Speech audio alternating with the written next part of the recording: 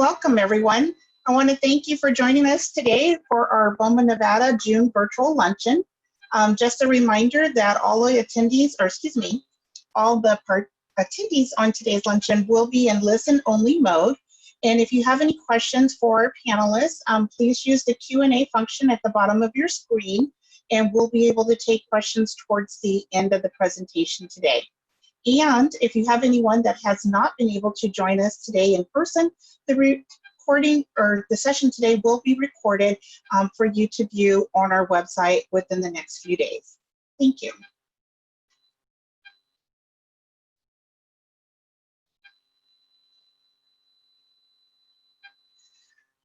Our BOMA Nevada mission statement is that our organization promotes the professional growth and success of its members and their customers in the commercial real estate industry by creating and fostering an environment of excellence through partnership, advocacy, and education.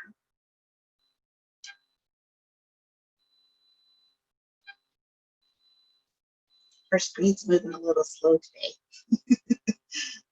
Bear with us.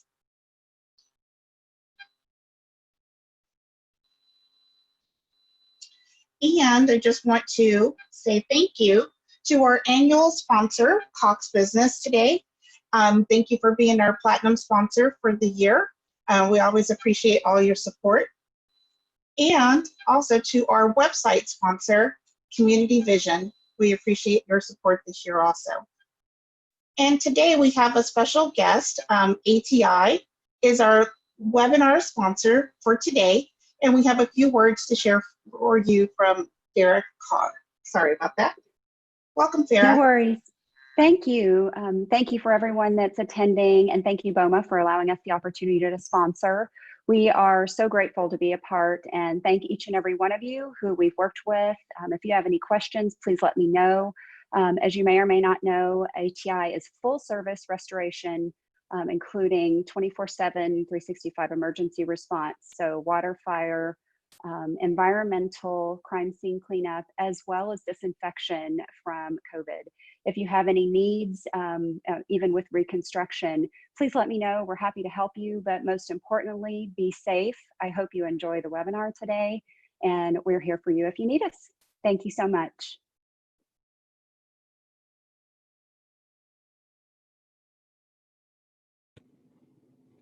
The announcements for us today. All right, everybody. Thank you for the introduction, Tina and Farah, for sponsoring today's lunch.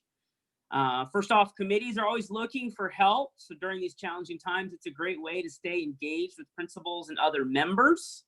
If you're interested, be sure to reach out, and then we will be glad to hook you up with one of the committees.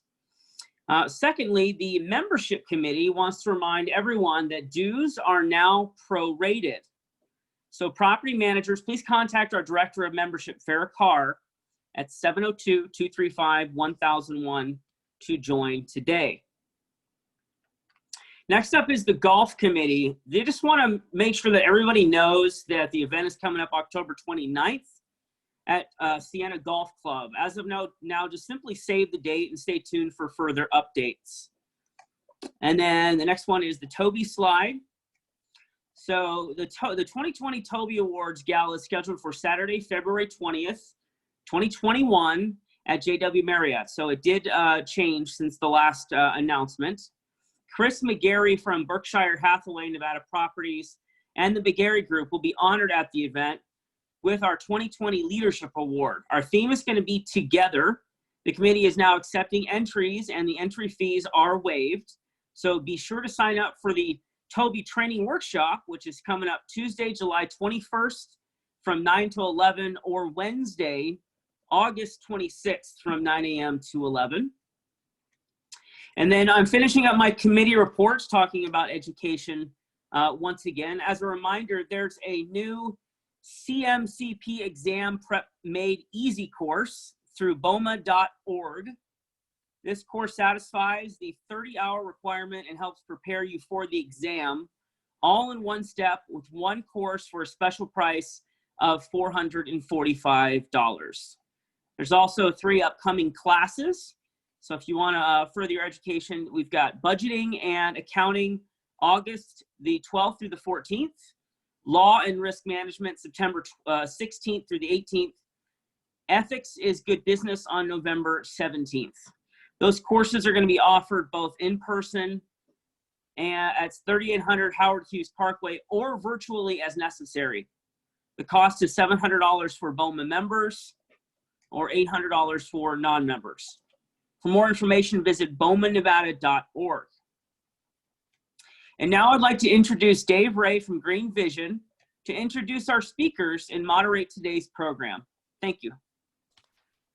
Fantastic. Thanks, Owen. I appreciate that. Let me go ahead and get everything started and running, and we're off to the races. So this is going to be a really exciting program today. We're going to be going through the permit process for a few of the different entities in the Valley, the City of Henderson, the City of Las Vegas, and Clark County as well.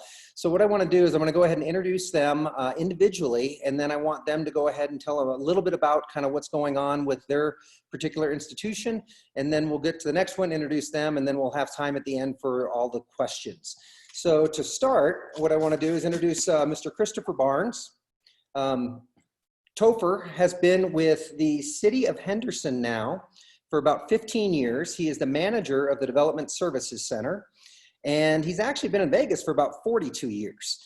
In addition to Topher having the privilege of having the Silver Nights as well as the Henderson Events Center coming online, Topher also enjoys local foodie fests and then going down to the Smith Center for all of the performances that he can attend. So without further ado, Christopher Barnes, can you tell us a little bit about what's happening in the City of Henderson and how you guys are dealing with the current situation? Hi, good afternoon. Well, this has been an exceptional time. I think everybody will agree in regards to the things that we've had to do in response to trying to keep everyone safe, both our staff and the customers that we serve. So we were the ones initially who closed down their doors to the public. And after that, we went 100% electronic plan review. There are other jurisdictions who were already kind of more well acquainted than we were. We were sort of just in the easy development stages of where that was going to be. We had had a couple pilot projects, a couple permits, but when that happened, in about 4 days, we converted to completely 100%, both for our civils, our studies, our building and fire permits, 100% electronic plan review. And that's where we are right now, mandatory wise. We're just accepting things electronically and we're not handling paper. We did open our offices again for advisement. And when you come in, you'll notice certain floor markers like you see in other businesses, you know, just to indicate where the 6-foot distances should be. We're encouraging our customers when they come in to wear a face mask, but not requiring.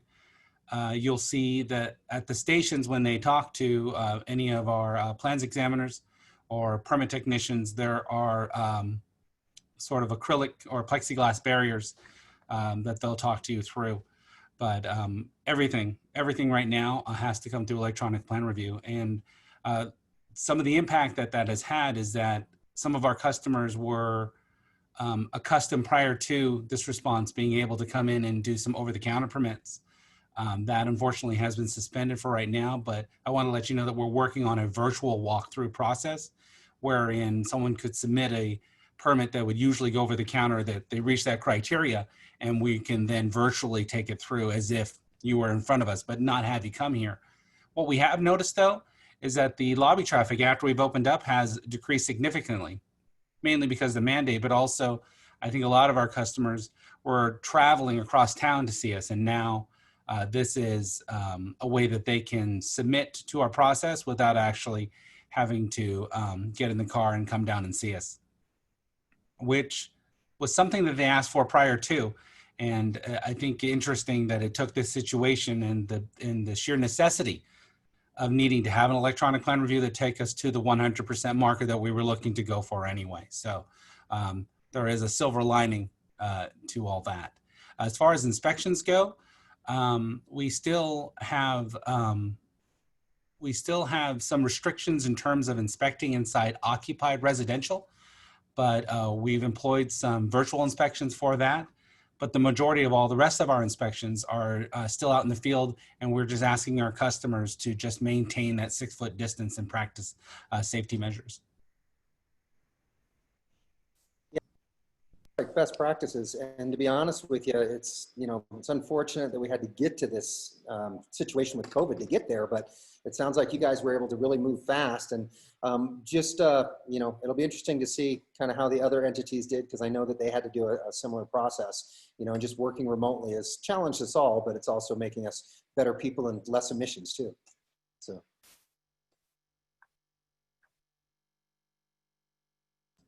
Sorry about that. It's like our customers had a lot to do with the success of where we have headed or where we are now, including with the staff who had immediately had to acclimate to this new environment, both from the permit staff and the record staff and the plan review, but our customers and their understanding of everything we're going through was key. I just wanted to make sure to add that. Perfect, perfect. Okay, and then next we have Rod Clark. Rod is with the City of Las Vegas Building Department. He's been a supervisor for over 15 years. And Rod actually, in his free time, he enjoys spending time with his wife, his grown children, and his granddaughter. He also gets involved with weight training, is what I saw in his bio. So make sure that you've got your plans in check when you go to meet with Rod, that's for sure. One of the things about Rod is he enjoys the free time in Las Vegas. He enjoys the fact that he can do a lot in the city and have all the outdoor experiences as well. But he also finds value in providing a safe environment for people. And that's why he's embraced the position that he's at with the City of Las Vegas. And it's been really exciting to see all of the projects he's been involved with. Rod, can you kind of give us a layout of the land? Sure. Can you hear me okay? Absolutely. All right. Well, the City of Las Vegas was very fortunate at the time that the pandemic occurred. We had already planned and implemented the electronic process for plans check. So we were all in, but by the time that happened, and we had already had that honeymoon period, and we were able to. There wasn't a lot of switching gears. There wasn't a lot of knee-jerk reaction. We basically continued business as usual, with the exception. Obviously, we closed our doors in March. Couldn't have any foot traffic.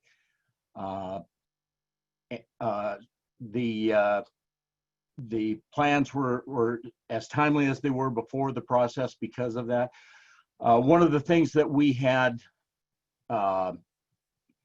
allowed prior to COVID was paper plans to finish out as paper, meaning any revisions, deferred submissions, could continue down that path, whereas anything that started electronic would finish electronic. Since COVID, we had to change that a little bit, and we urged all of our customers to, even the paper plan customers, to submit electronically. We still had some that weren't quite up to speed and preferred paper, but I would say in March, we probably had 70 to 80% of our plans check electronic, and thereafter it quickly grew to over 90%. So not a severe impact. We have changed our work practices here as well. We've got employees working from home now. We've lined them up with VPN and so forth, so they can operate fairly seamlessly. We're continuing with I think Topher had mentioned their counter review processes. When we went electronic, we planned for counter review, and so we have a counter review process. And just to summarize what counter review is a process for simple submissions, and we outline that in a guideline online, where we commit as a goal to turning projects around within 24 to 48 hours. We also have continued what we call our express plans check, which back in paper days, That was a meeting of the developers, contractors, owners in the same room as our plans examiners, and we would walk through the plans check. They were free to ask any questions. We would ask questions if we had, you know, some clarity issues off of drawings.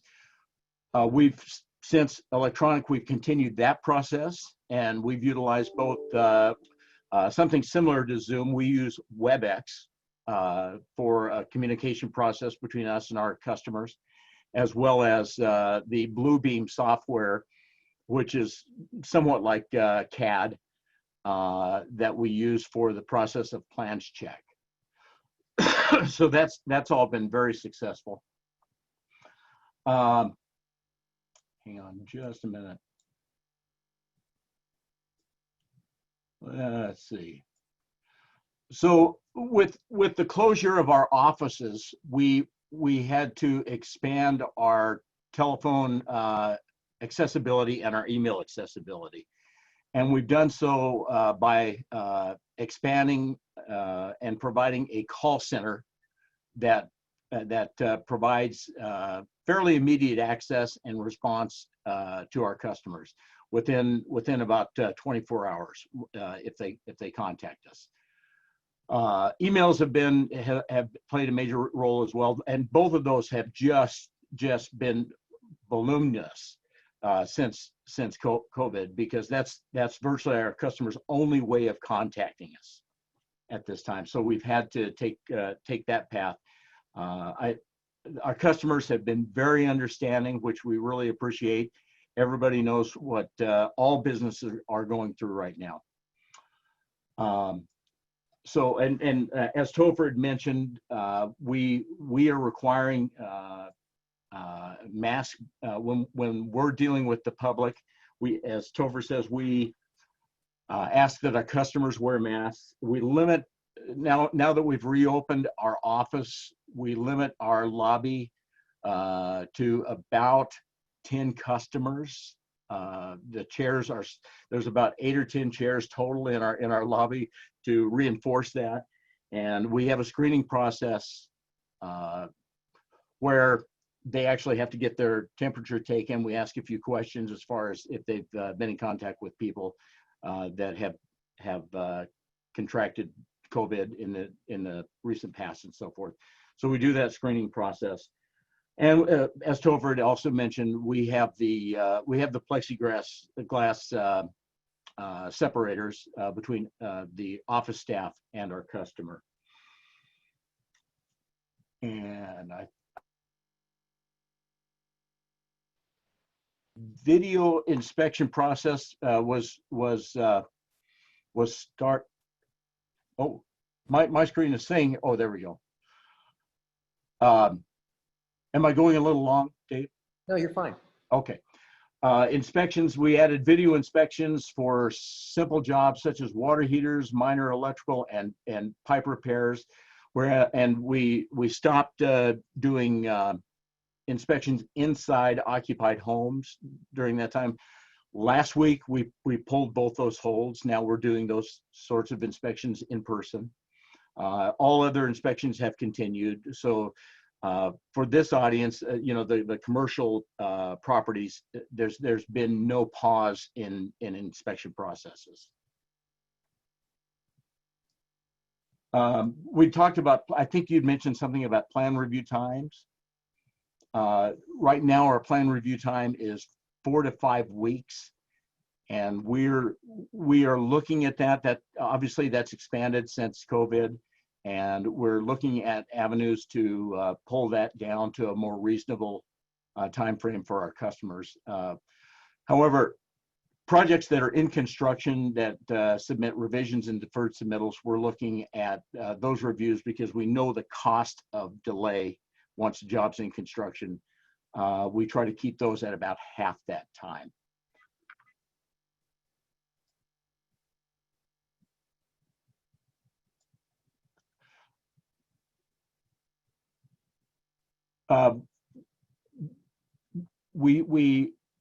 We're looking at what our future is in regard to these changes.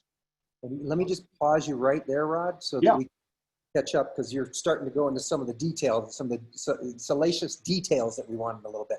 Oh, sure. Okay, so for our third panelist, this is Jim Guerin, and Jim is the Assistant Director over at the Clark County Building Department. He was previously the Building Plans Examination Manager.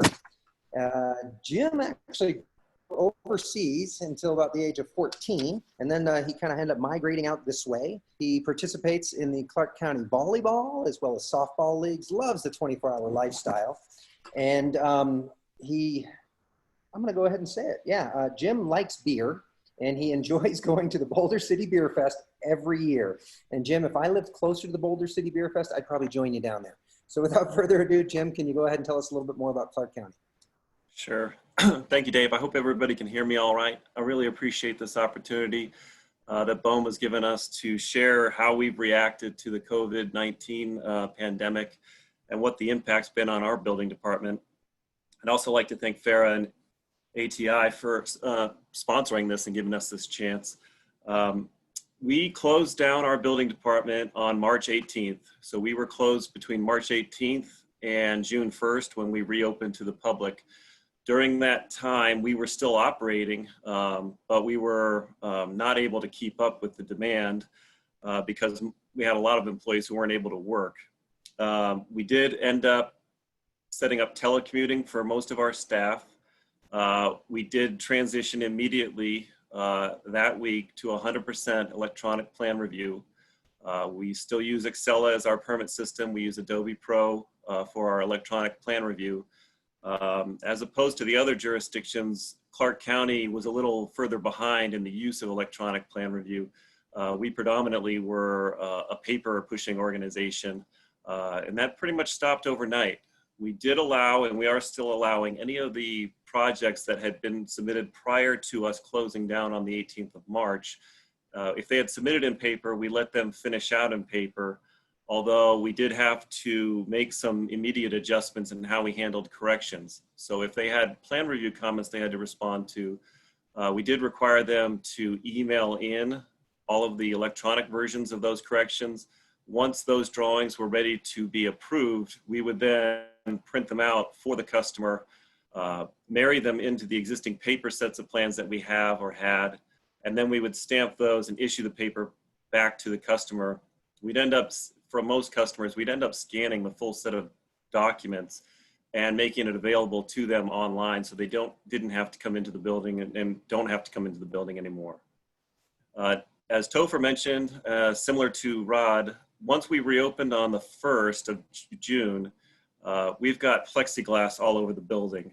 We have arrows all over the building. If you go to any of our front counters, you'll be talking through a plexiglass screen that goes from ceiling to just about a foot above the counter, so you can still push paper through, but we do physically separate everything. We have additional tables in place to keep the customers at least 6 feet from all of our staff. We have arrows and one-way traffic only inside of our building. So if you come in the main entrance facing Russell Road, you will exit the east entrance facing Cameron Street. We've transitioned to entirely appointment-based meetings at our building. So if you need to speak to anybody here, you will have to make an appointment online through our website. It's a very simple process. What we found, though, is since we've switched to the electronic plan review system, our foot traffic in the lobby is very minimal these days. Most of our foot traffic is owner builders doing residential remodel work. Commercial work and commercial traffic inside our building is very limited. Everything can be done through the citizen access portal through our website. And so we found that the customers simply don't need to come in. As Rod mentioned, getting in touch with our staff has been a little tricky over the last 2 months. Email definitely works best. We have issued personal county issued computers and laptops to some key staff so that they can telecommute and we can maintain business operations if we ever have a second wave where we have to shut down the building again.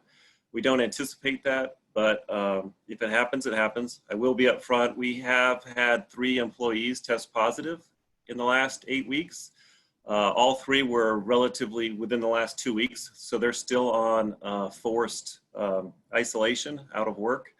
Otherwise, we've been healthy. We've been lucky, knock on wood. To go over some of the changes we've had, as Rod mentioned, the city may have 10 people. We limit our lobby to 20 people at one time, and all of those are through appointments.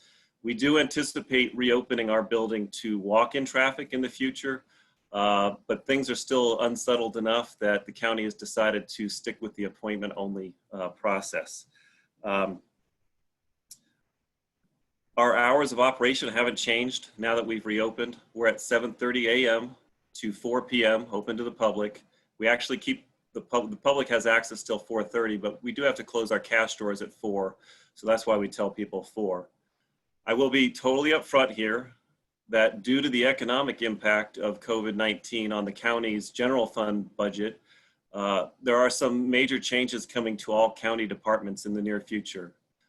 Starting with the last week of July, all county departments are switching to standard hours of 7:30 to 5:30. So you can go to any county department now and we'll be open the same hours, 7:30 to 5:30. We are transitioning to a 4-day work week across the county. It's a four-day, Monday through Thursday, 38-hour week. So with the union negotiations that occurred, all the employees are taking a 5% pay cut. The bonus is they work 4 9.5-hour days, but they get every Friday off. We will be maintaining Friday inspections. So half of our inspection staff will be working Tuesday through Friday, while the other half works Monday through Thursday. It's going to be a big change for us. We're not in a position like the other jurisdictions to know how 4 days is going to work with the county. But again, this is countywide, and it's really due to the financial situation we're facing with lost room taxes and sales taxes. If customers have problems when we make the transition, or if they're having problems now, especially your commercial customers, I encourage them to reach out to me via email. My direct phone number, if you ever need it, is 702-455-8069. You can call me anytime. You can reach me by email at jcg@clarkcountynv.com. Email is certainly the most efficient way to reach us right now. I want to share a few things that we've found over the last 2 months. Our process is actually more efficient, surprisingly, by eliminating paper. That applies to the plan review stage. The application setup for the customers is very confusing right now with our system, so I do apologize. We are making tweaks to our online application process daily, but some of the frustrations our customers have had, problems uploading revisions, corrections, you name it, they've had issues. We do have a dedicated IT division here, and so I encourage them to call our tech support if they're ever running into problems, or to reach out to me directly, and I will always try to help you. Somebody asked about how this has affected our backlog. Surprisingly, we are actually doing much better in terms of backlog once the applications get to the plan review stage. The volume of work has gone down considerably. I wanted to share some data with you if you want. Our building permit activity was at a record high in January. February was a great month for us also, and then halfway through March, it all went down the tubes. So overall, March, our permit activity was down 25%. It dropped to 55% down from the previous year in April. We rebounded a little bit in May to only be down 42%. June is looking actually a little better than May, so we're slowly climbing back up on permits. I want to clarify for this group especially, the biggest hit we're taking is not in commercial applications. Commercial has actually held very steady. The big hit that's taken its toll on us is the drop off in residential permit activity. I had some statistics there too. In June alone, we're down to 6 custom homes and 11 standard plans for residential, which is microscopic compared to the normal volume we get for tract homes. But our remodel permits, remodel and addition permits, a lot of the owner builders, small jobs for homeowners has skyrocketed during the stay-at-home order. So we're actually at record pace on those kind of small projects for homeowners.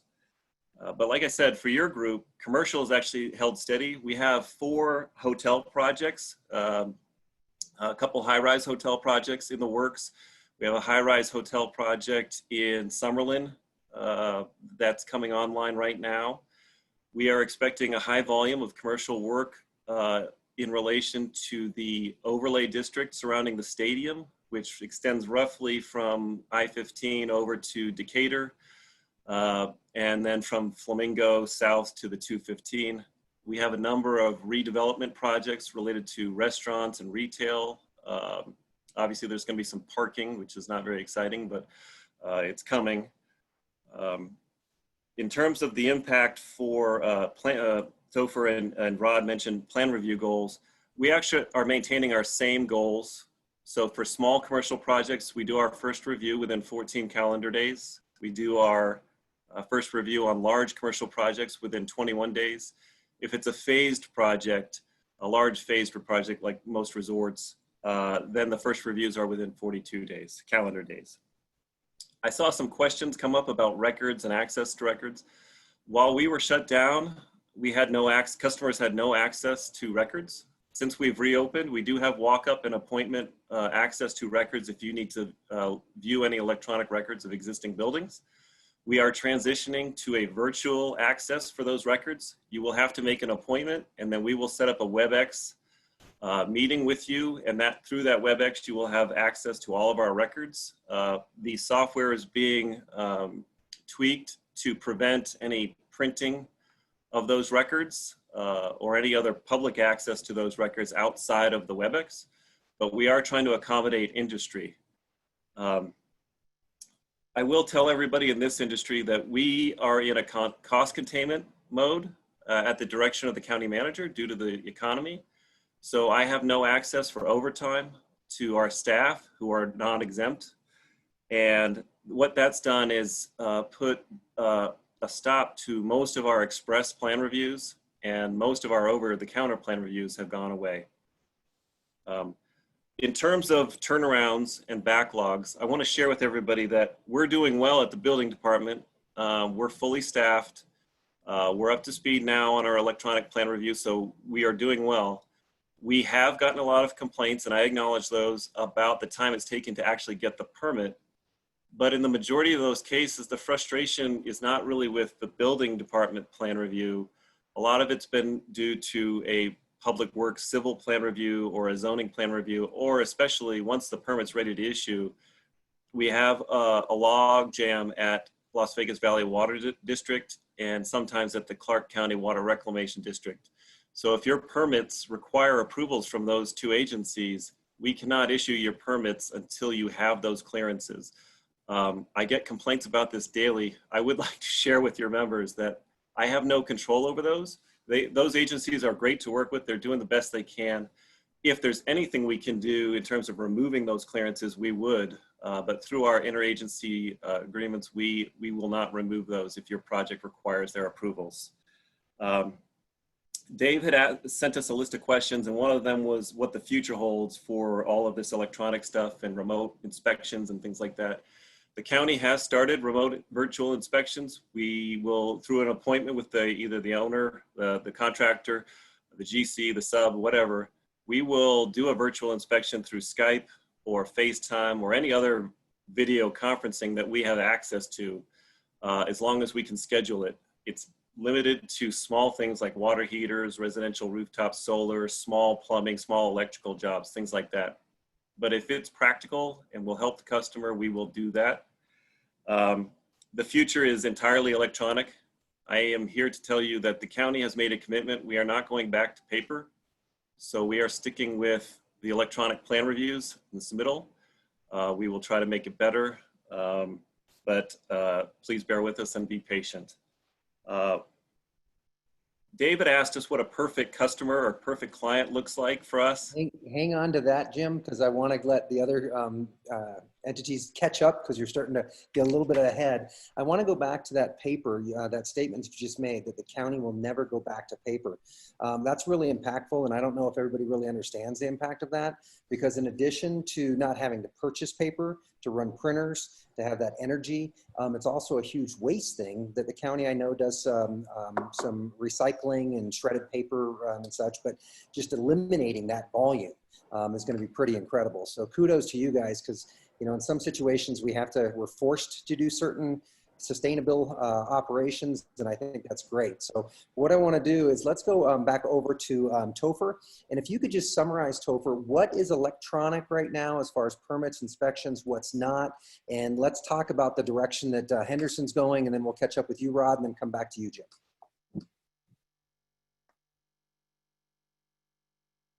Oh, sorry. There we go. In summary, everything right now in terms of all the applications to all building, fire, civil studies, and even entitlements is all electronic.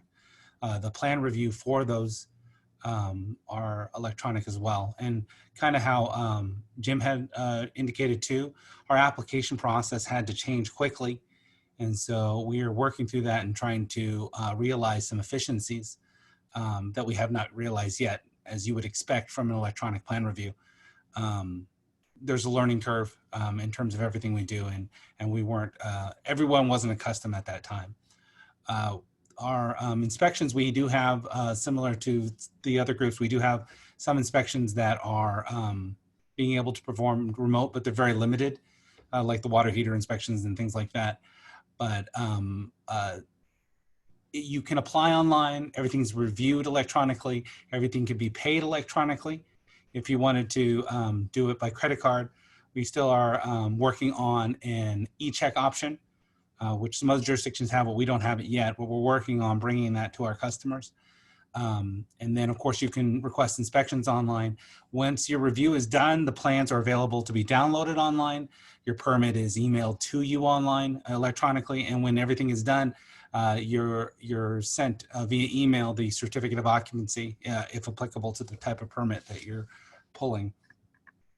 In addition, of course, I thought it was important, a conversation that Rod was having about communication. We had met with similar challenges, and we're working to always have somebody available and on the phones now so that somebody's answering those, because we realize, even though the city's open, that there is still some hesitation for face-to-face, and that phone has become ever more important. Yeah, that's great. And I think just like the county is starting to realize those efficiencies, you guys will probably, as everybody gets trained up, so to speak, realize those same efficiencies. Rod, can you take us through and kind of summarize everything one more time for everybody as far as what is electronic, what's not electronic, what you guys have the flexibility to do at this point? Sure. As I understand, Fire is developing their electronic plans check. I haven't talked with them recently about how developed they are. I believe Civil is also going in that direction, civil improvement plans. Obviously, ours is at 100%. As the other gentleman had indicated, our future is paperless. Our plan is to totally go electronic, and in fact, down the road, as we have time availability and labor, we're going to be scanning all of our paper plans, and those will be electronic as well. Right now, we've got a warehouse full of paper plans that we have to deal with it. So there's an economy to actually doing that, and it's also better for our customers for access purposes. So one of the things that we're looking to do in the near future is I think everyone may know that the City of Las Vegas Development Services Center is at 333 North Rancho. We are looking at consolidating our development services, and the office staff will relocate to City Hall at different floor levels and so forth. The building department will be on the first level, directly accessible off the street. and the inspectors will be relocated to the east yard. And as Jim had indicated when he was speaking, this is a cost-saving measure. I think it's probably been in the news that the city is looking at a rather large financial shortfall, after all this. So we're looking at tightening our belts and so forth in different areas. That's definitely one of them. I believe that we already have departments from our Development Services Center that are making the move as we speak. I believe our plan, and plans change, but I believe our plan is the building department will relocate in November. One of the outcomes of this is we will have less office space at City Hall. We're somewhat going to be shoulder to shoulder over there because we're basically putting 1.5 buildings of people into one building. However, because we are going to continue, and this is one of our future plans, we're going to continue working our employees remotely. And we're looking into, we had emergency measures as far as how we were doing it at this time, but we're looking at more permanent measures as to how to facilitate that in the future. Let's see here. It's interesting that you say that, Rod, because we have a younger employee that started working with us, and right in the beginning, she's like, hey, can I work from home on Fridays? And, our attitude was always, sure, at some point we'll build up to that. Well, March 13th, we built up to that pretty quick, didn't we? Exactly. And I know that most employers are a little reticent of working their employees remote. So it took, at least for me, a leap of faith to be able to make that change. And so far, I have WebEx staff meetings with the folks to keep in contact with them, to coordinate and so forth. To this point, it seems as if it's worked out fairly well. Obviously, there's an adjustment that has to be made, but as far as the staff getting used to working remotely versus working at an office. Absolutely. And that's one of the things that, I know that, when we start looking at working remotely, less driving time, you don't have to go to lunches, you don't have to take breaks and things like that. Also, when we're going to paperless, Jim, get you back in the conversation. I know that I walked your facility not that long ago. And, in all the facilities, we always see these plan, checkers with their double screens and their big, huge monitors and everything. How is that going to, because I know that you guys were also doing some remote stuff prior on inspections, if you could catch up, with a following inspection to verify that. So just summarize again, everything that's remote, tell us that beautiful tagline of the county not going back to paper, and give us a quick summary of that again, quick, Jim. Sure. Just to reiterate, we are sticking with the electronic plan review. One of the benefits is we are going to gain back some physical space in our building that currently is dedicated to storing large rolls of paper plans for long periods of time. So we'll be doing away with that. The room is actually getting released from the burden of plans, and it's going to be better dedicated to staff needs. So that's one benefit. In terms of inspections, because all the plans will be electronic now, the owners, the operators, all of your customers, your people will need to make available at the job sites either a printed paper copy, or our inspectors can work off of a computer screen if the construction trailer makes that available to them. As long as they have access to all of the documents, whether it's electronic or paper, that'll work. We are currently evaluating, we have one test case of having our inspectors use laptops or iPads so that they'll have access to the permit system as they work out in the field, and they can do real-time updates. We're not ready to launch that. Like I said, that's just a test phase right now. We are anticipating that we will expand the virtual inspections. I know the city of North Las Vegas and Valerie Evans there has really been the leader in that, and we're kind of following her lead. We even used the appointment scheduling system that they selected to start scheduling our inspections. So we do expect to expand the scope of those virtual inspections, but right now, like I said, it's limited to the small stuff, water heaters, rooftop solar, small plumbing, small electrical work, things that can be easily seen through a video. And it requires coordination to have the contractor on site in some cases. So I hope that answers the question. Yeah, absolutely, absolutely. Now the next question that I've got is, obviously this is a new process. We know that efficiencies, once we get people up to speed and trained up, so to speak, efficiencies will occur.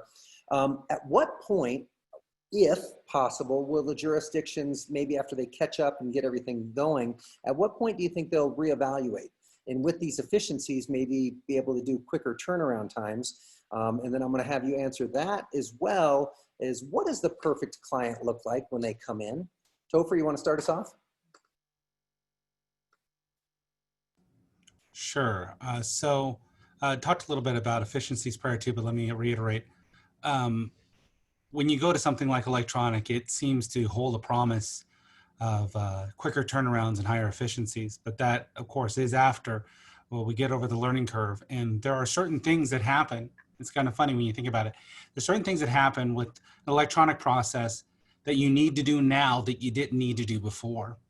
And what I mean is that there's some paper came with its own sort of physical notification in terms of here's plans in a basket or here's plans in a bucket.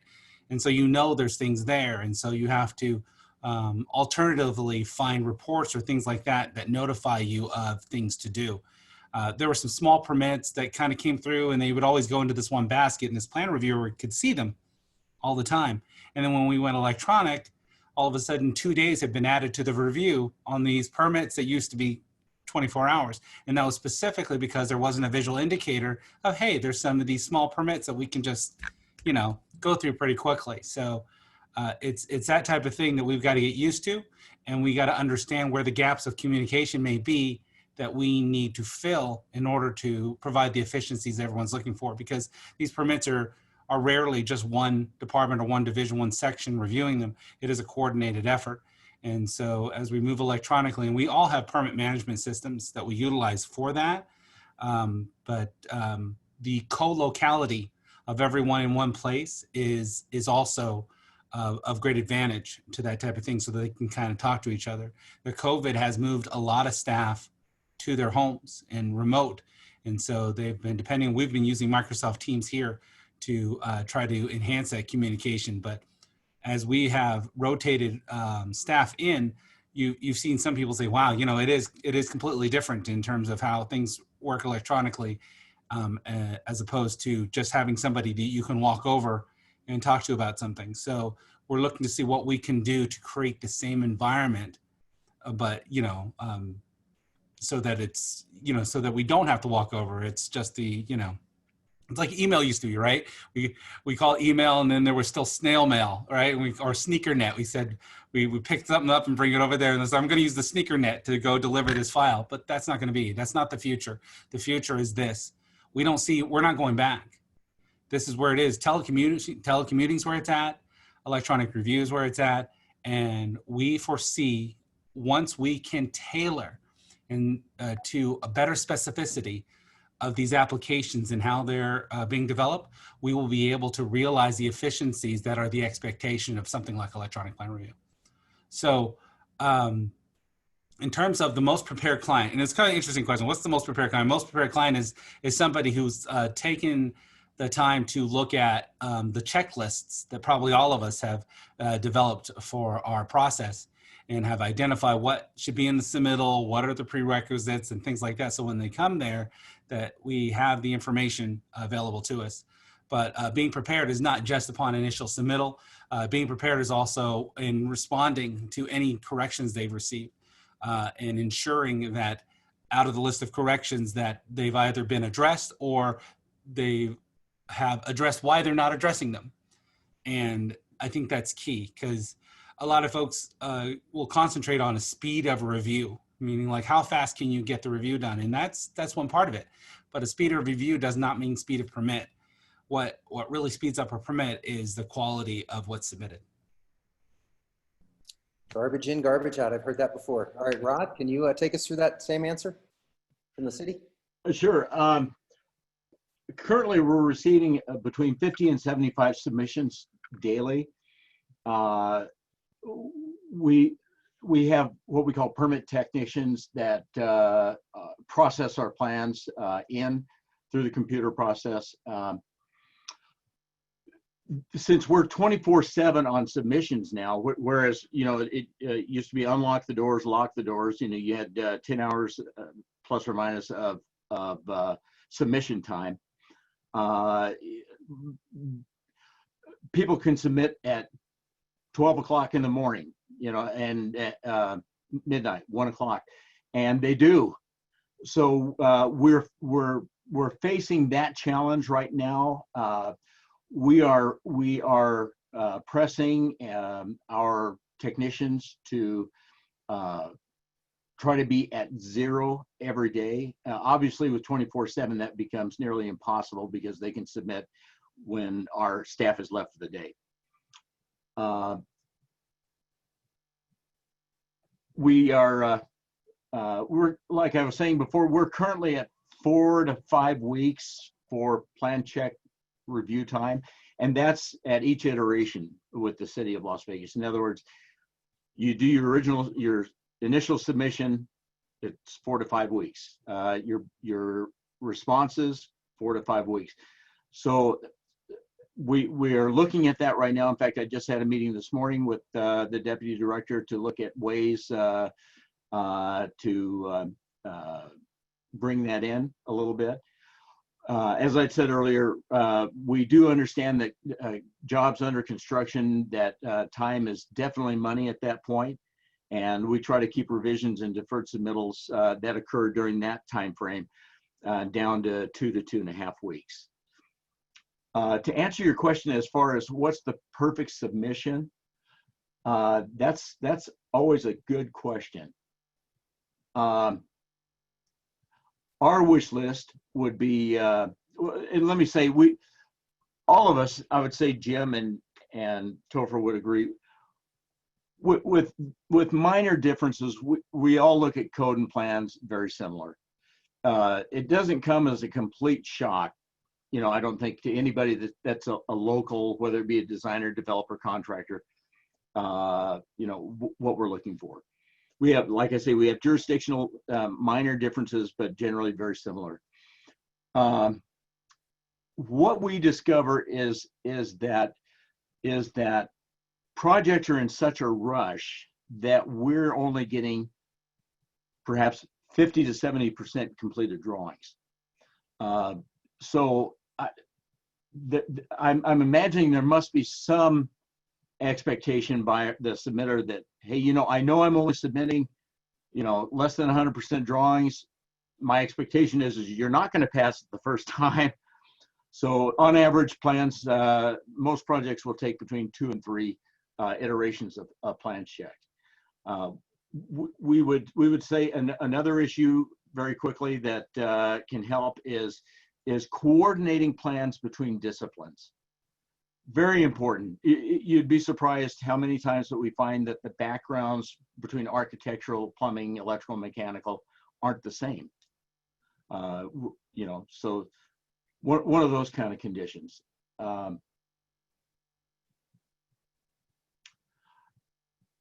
And one of the other things I wanted to discuss very, very quickly is deferred submittals are an issue that I've looked into and that we've changed our procedure.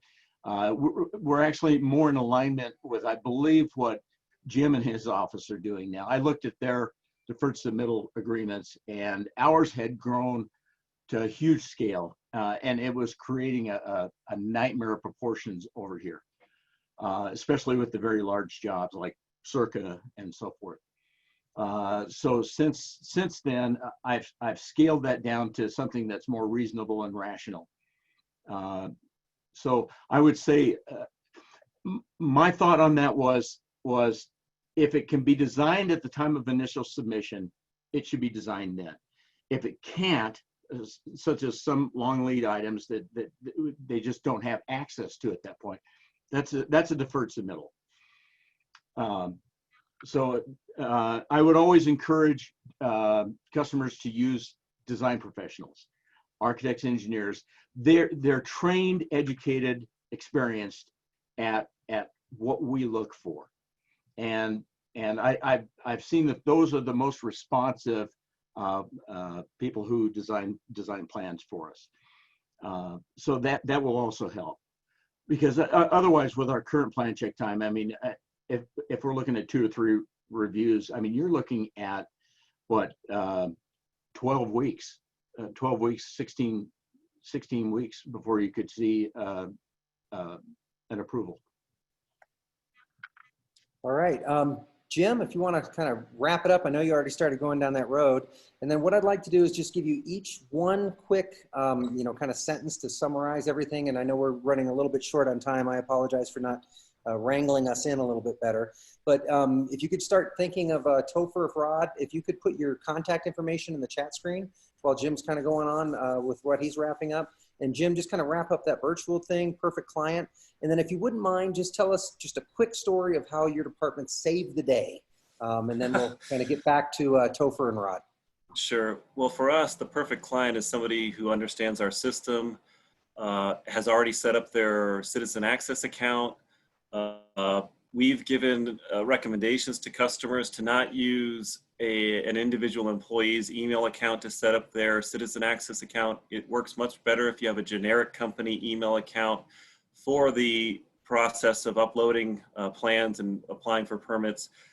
We have experienced the pain of one large company who does a lot of permit work in our jurisdiction. The employee left, so we had to transition hundreds of their permits to a different email address, different account that they had set up. So they did not follow our initial recommendations, and we ended up all paying the price. So really it comes down to good design work, good drawings, understanding the system, having your offsites in place and already done, and then giving us the correct documents up front, not a 50% set like Rod said, but a full, complete, coordinated set of plans. I saw just to wrap it up, I saw a couple comments and things I had said. Doug Evans asked about the general fund comment. The impact to the county is mainly hitting the general fund. I want to clarify for everybody that our enterprise fund for the department here is extremely healthy. So there's no worries there, but the county has an overall philosophy of sharing the pain. So anything that applies to most of the employees is going to apply to the employees here. And that's how we're affected by the work week change, the office hour change, the 5% pay reduction, things like that. Somebody asked a question about electronic submittals and the requirement for signatures. I want to clarify, we are a little different from the other jurisdictions. We are accepting digital signatures, which is technically the way to comply with state law. We are also accepting electronic signatures, so copies of this, like the PE or the architect's seal with their scanned signature or reproduced signature. We're accepting those. Technically, that's a violation of the state law, but in our opinion, we're meeting the intent of the state law under the circumstances and the fact that we switched from paper to electronic overnight. So that was a hard thing to do.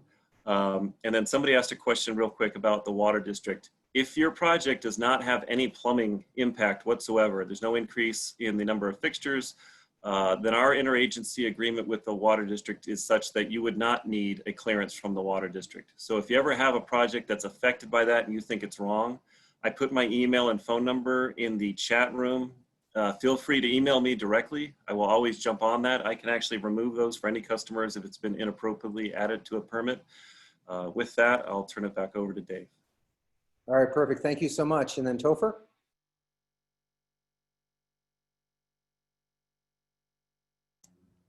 All right, there I'm unmuted. So just in summary, we're doing everything electronic. Everything has to be electronic. That includes application, that includes revision, that includes resubmitting. And then the future, of course, we'll even look to see what we can do to extend the acceptance of electronic documents out in the field, kind of similar to what Jim was indicating as well. I just want to let everyone know that we know that there has been a business impact to you in terms of the turnaround times. that as a result of us changing the process so drastically, so quickly in such a short amount of time, but we are working on it. Just give us a little time, and I think you're going to be happy with the result.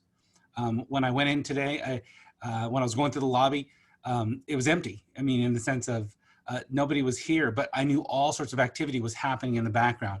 The tumbleweeds were going through the lobby, but I knew everything was fast and furious in terms of on the review. And so it's important to us that we meet our service targets to you. We're still meeting them above 90% of the time for almost across the board on the permit. So we'll continue to be focused in delivering that to you. As far as saving the day, the only thing I can really think about is there was a customer who called us who had a TCO and not a final C of O. And there were some additional planning documents, planning requirements that needed to be complete before they could get the final C of O. What the problem was is that this was holding up his ability to apply for the CARES Act and get that kind of COVID funding for his business. So he reached out to us, he reached out to economic development, we reached out to zoning and planning and DSC, and everybody got together and came up with an action plan that satisfied everybody, and he was able to get it in a really short amount of time. And I was really proud of that story about everybody coming together to serve the best and common good of the community. And that's what our community does best. And Rod, can you kind of finish it up for us, please? And then we'll pass it back over to Tina and Owen. Absolutely. I won't go back through a summary of everything that I talked about, but I think it's important to notice that that the building department, each one of our building departments, we're not the firefighters that carry people out of burning buildings. Our job is to help the developers, contractors, builders, to get to a point where those kind of things are a thing of the past. Through proper exiting, fire sprinklers, fire alarms, smoke control, our codes help to reduce those kind of tragic events.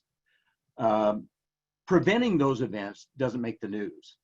So my building official, Kevin McCosker, has called us, and I wholeheartedly believe this, the silent defenders. I like that. I like that a lot. I think that's a perfect time to leave. We'll just know that the building departments for all of the communities in Southern Nevada are trying to make sure that we save lives, not cause problems. Tina?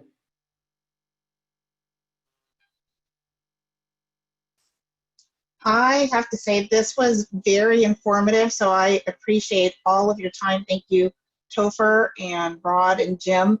I appreciate you also sharing your contact information below.